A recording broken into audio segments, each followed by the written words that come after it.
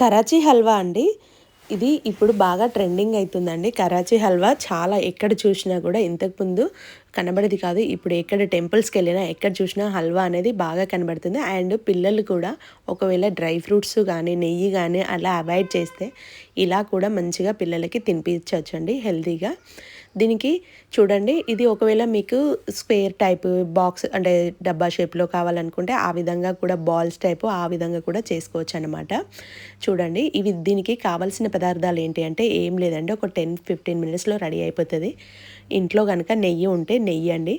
ఇవి dry fruits అండి, జీడిపప్పు, బాదం పప్పు, అవి మీకు అంటే ఏం తింటారో అవైతే వేసుకోండి. షుగర్ అండి, కొంచెం కలర్ కోసం అయితే నేను ఫుడ్ కలర్ అయితే యాడ్ చేసుకున్నానండి. షుగర్ ప్లేస్లో మీరు బెల్లం కూడా యాడ్ చేసుకోవచ్చండి.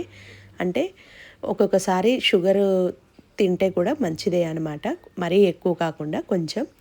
అయితే ఇప్పుడు ఈ కార్న్‌ఫ్లోర్ పిండి ఉంటుంది కదా, అది ఎక్కడైనా మనకి అవైలబుల్ దొరుకుతుంది అనమాట. ఈ కార్న్‌ఫ్లోర్ పిండి హాఫ్ కప్పు తీసుకుంటే షుగర్ అనేది ఫుల్ కప్పు తీసుకోవాలన్నమాట.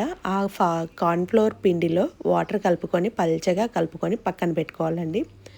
కడాయి తీసుకొని షుగర్ యాడ్ చేసుకోవాలండి. షుగర్ వేసినాక మనము కొంచెం ఇప్పుడు చక్కెర పానకం ఎలా పడతామో అలా కొంచెం కాసిన్ని గ్లాస్ అన్ని వాటర్ వేసుకోవాలన్నమాట. వాటర్ వేసుకొని చక్కెర కరిగే వరకు ఇలా తిప్పుతూ ఉండాలన్నమాట.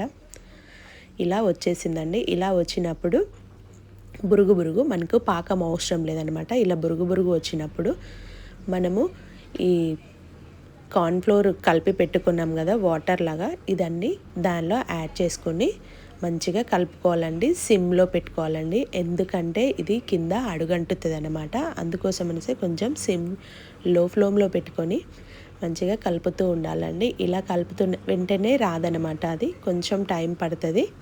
బెల్లం అయిందనుకో చాలా ఈజీగా తెలిసిపోతుంది. చక్కెర కాబట్టి కొంచెం టైం తీసుకుంటుంది అనమాట. నిదానంగా కొంచెం నేను కొంచెం ఎక్కువ యాడ్ చేసుకోలే, ఎందుకంటే కలర్ కోసము. ఫుడ్ కలర్ మంచిది కాదు, బట్ కొంచెమే జస్ట్ అలా యాడ్ చేసుకున్నానండి. ఇలా యాడ్ చేసుకొని ఇలా తిప్పుతుంటే మధ్యలో మీకు కనబడుతుంది కదా, అదిగో హల్వా రెడీ అయిపోతుందండి. మధ్యలో ఉండలు అలా కడుతుందన్నమాట. మీరు తిప్పుతూ ఉండాలండి. కింద ఏంటంటే ఇలాంటి వాటికి కొంచెం థిక్ కడాయి లాంటిది పెట్టుకోవాలండి. పల్చని కడాయి పెడితే ఏంటంటే వెంటనే అడుగంటిపోతుంది అనమాట. మీకు కావాలనుకుంటే ఇలాచీ పౌడర్ కూడా యాడ్ చేసుకోవచ్చండి, చాలా టేస్టీగా ఉంటుంది. ఇదిగో నేను కలుపుతుంటే మధ్యలో బాల్స్ లాగా కనబడుతుంది చూడండి, వచ్చేస్తుంది అనమాట హల్వా.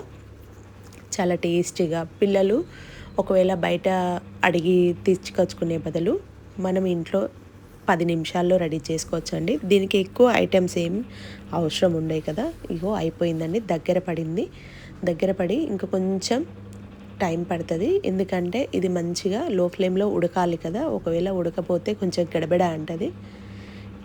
ఇప్పుడు మనము డ్రై ఫ్రూట్స్ అన్నీ కట్ చేసుకుని అయితే ఇందులో యాడ్ చేసుకుంటున్నామండి.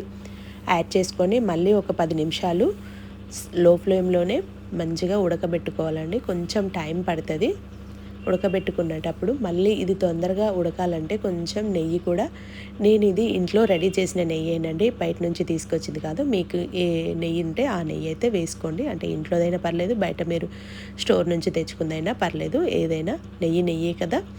నేనైతే నెయ్యి యాడ్ చేసుకున్నాను. మీరు ఎక్కువ తింటే కనుక ఇంకా కొంచెం కూడా యాడ్ చేసుకోవచ్చు. మా పిల్లలు కొంచెం అంటే ఇది స్మెల్ వస్తుంది నెయ్యి అనేసి, అంటే ఒక్కొక్కరికి నెయ్యి స్మెల్ పడదు కదా, అందుకే నేను కొంచెమే యాడ్ చేశాను.